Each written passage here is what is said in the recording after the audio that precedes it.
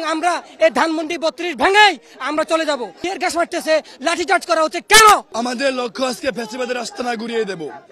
Because এই ধানমন্ডি 32-এ মুজিব থাকাকালীন এবং শেখ হাসিনা রাষ্ট্রদ্রোহী দেশ ও জাতির বিরুদ্ধে সকল পরিকল্পনা এখানে বসে তার নেতাকর্মীদের সহ করেছে। এজন্য আমরা আজকে বা বহুদিন আগে থেকে আমাদের উদ্যোগ ছিল এই ধানমন্ডি 32 ঘুরিয়ে দেব। ফ্যাসিবাদের কোনো আস্তানা এই বাংলায় হবে না। আমরা বাংলাদেশ প্রেমিক, কোনো দর্শমার্থক নয়। আইন শৃঙ্খলা বাহিনীর শ্রদ্ধাশীল, তারা সরে যাক, শান্তি শৃঙ্খলা ভাবে আমরা আমাদের দাবি, ন্যায্য দাবি, আমরা এই দাবি মেনে আমরা শৃঙ্খলা ভাবে চলে যাবো ইনশাল্লাহ। যেই ছাত্রলীগ বাংলার জমিন থেকে নিষিদ্ধ, যেই আওয়ামী লীগ এই বাংলার জমিন থেকে নিষিদ্ধ, তাদের ক্যাবলা এই ধানমন্ডি 32 ভাঙা হয়ে গেছে।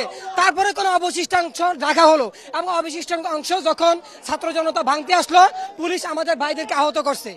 আমরা উপদেষ্টাদের বলে দিতে চাই, তারা যেন আমাদের ছাত্র জনতার উপর এভাবে আঘাত না করে। আমরা শান্তিপূর্ণভাবে আন্দোলন করতে চাই এবং আমরা এই ধানমন্ডি 32 ভেঙেই আমরা চলে যাব। দুপুর 2:30 থেকে অদ্যাবধি পর্যন্ত আমরা এখানে দাঁড়িয়ে আছে, আর তারা আমাদেরকে ধাওয়া পাল্টা দেওয়া হচ্ছে, আমাদের উপর টিয়ার সেল মারতেছে, টিয়ার গ্যাস মারতেছে, লাঠিচার্জ করা হচ্ছে কেন? এখনো কি ফ্যাসিস্ট আছে? এখন এই জন্যই কি আমরা রক্ত দিয়েছিলাম? এই জন্য কি ছাত্র জনতা রক্ত দিয়েছিল আমার ভাইদের গা থেকে রক্ত করার জন্য? আমি আরো বলতে চাই যে এই ধানমন্ডি 32 তো কোনো রাষ্ট্রীয় সম্পদ না, এটা তো দলীয় সম্পদ।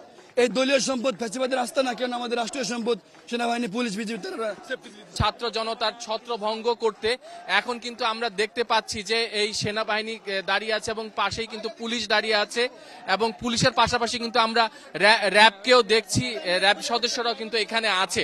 তো এখানে যারা ছাত্র জনতা আছে তাদের কয়েকজনের সাথে আমার কথা হয়েছে, তারা কিন্তু বলছে যে আজকে কিন্তু তারা এই যে আওয়ামীবাদের যে এই শেষ নিশানা এই ধানমন্ডি 32 শেখ মুজিব রহমানের বাড়ি, সেটা কিন্তু তারা যে কোনো মূল্যে বা যে কোনো ভাবেই কিন্তু ভাঙবে, এমনটাই পণ করে কিন্তু তারা এখানে দাঁড়িয়ে আছে। এখানে কিন্তু আপনারা দেখতে পাচ্ছেন যে সেনাবাহিনী, আইন শৃঙ্খলা বাহিনী, পুলিশ সদস্যরা এবং ওই যে কলাবাগানের দিকে ওখানেও কিন্তু ওপাশে সেনাবাহিনী, আইন শৃঙ্খলা বাহিনীর সদস্যরা দাঁড়িয়ে আছে। অর্থাৎ 27 নাম্বার এবং কলাবাগান দুদিকেই কিন্তু আইন শৃঙ্খলা বাহিনীর সদস্যরা দাঁড়িয়ে আছে এবং দুপাশেই আমরা দেখতে পাচ্ছি যে ছাত্র জনতারা কিন্তু দুপাশেই এখানে কিন্তু স্লোগানে মুখরিত করে রেখেছে, যে তারা নানা ভাবে স্লোগান দিচ্ছে যে তাদের একটাই দাবি, এই মুহূর্তে তারা ধানমন্ডি 32-এ যে শেখ মুজিবুর রহমানের বাসাটা আছে সেটা কিন্তু তারা ভাঙবে, যে ভঙ্গুর অবস্থা। এর আগেও কিন্তু আপনি জানেন যে কয়েক দফায় কিন্তু সেটি ভাঙা হয়েছে, তবে শেষ যে অংশটুকু আছে সেটাও ভাঙার জন্য তারা এখন মরিয়া হয়ে উঠেছে।